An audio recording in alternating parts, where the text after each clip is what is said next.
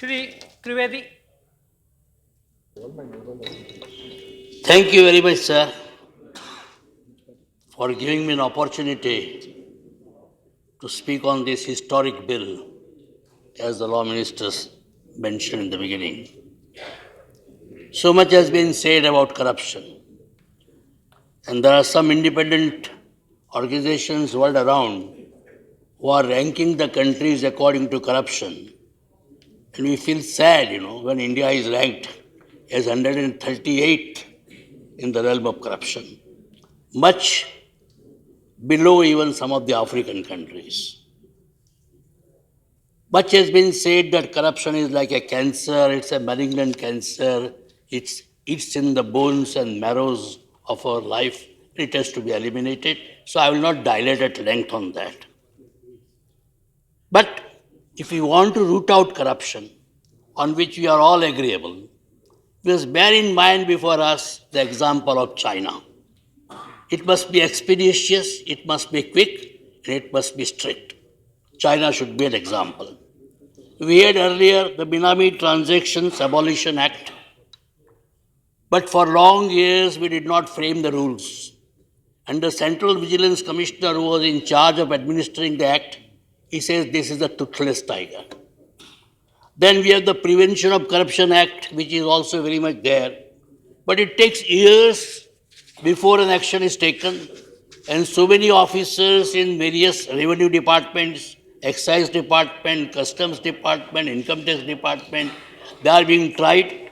Over the years, the proceedings are going on, they are moving freely, and after years they go scot-free, and then they become experts in their field.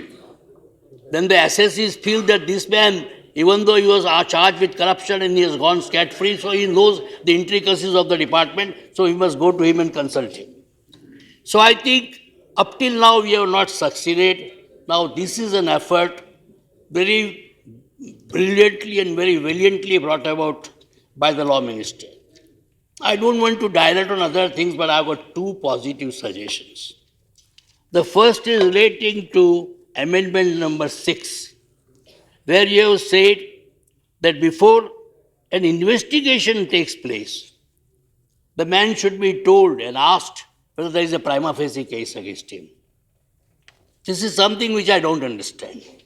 These proceedings are criminal or quasi-criminal, at least in character. To tell an accused that why you should not be prosecuted is like giving him a warning, giving him a handle to deal with all the evidence which is lying around. You may be trying to gather the documents. You may be trying to call the witnesses. You may be thinking of a search and a chapa at his place. You may be trying to investigate his undisclosed assets, either here or abroad. And you give him an opportunity that why we should not do it against you. It is not heard about. I can understand. You have got amendment number 8, which says that before he is prosecuted, he is given a chance to prove whether there is a prima facie case or not. But before investigation, and these are criminal proceedings, if there is any infirmity anywhere, the benefit of it will go to the accused. If he can establish that you have called some witness or collected some document without first of all giving him an opportunity, he will say the entire proceedings are bad and I should go scot-free because the benefit of doubt should come to me. I am an accused and the investigation must be done strictly. So you better say that gathering evidence, gathering documents, calling the witnesses will not be considered to be investigation. Investigation is something when he himself is being investigated. But when you are collecting documents, then you can't say that you must be given, first of all, an opportunity to say that there is a prima facie case against him. You are trying to find out a prima facie case. And how can you at this stage give him an opportunity? I think there is something which should be done. Because I can imagine amendment number 8, which is very necessary. Before he is prosecuted, he must be given an opportunity. But before the investigation, if you tell him that we are investigating against you, he can destroy all the evidence. Especially if he has assets abroad. From Switzerland, he can ship to Malta, from Panama or Bahama Islands, and you will find nothing. So no question of investigate, giving you an opportunity before investigation or gathering the evidence. The second suggestion of mine is, you have said that this law is primarily aimed at government funds. Why not? The public money is also government's money to a certain extent. It ultimately flows in the pockets of the government in the form of taxes. Supposing there is huge malpractices in some clubs, in some social clubs, in some NGOs, why Lokpal should have the ability to go and investigate into it? Public is being fooled, public is being cheated, monies have been eaten away by somebody, cannot Lokpal go into it? Saying it is not government funds, you man your own ways. Lokpal should have the ability. You might say here that we will keep certain limit. If the fraud is to the extent of more than ₹1,000,000, then only the Lokpal will investigate into it, not the small things.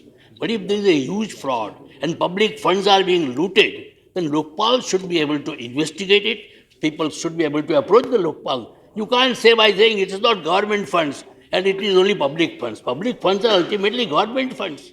Public should not be distinguished from government in such a manner.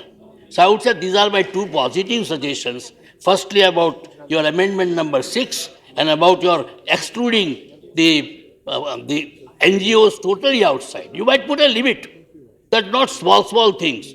But if there is a fraud, to the extent of more than ₹1,000,000, Lokpal should have the ability to go into it and try to punish the people very quickly. Because this is a swift measure. This is a quick measure.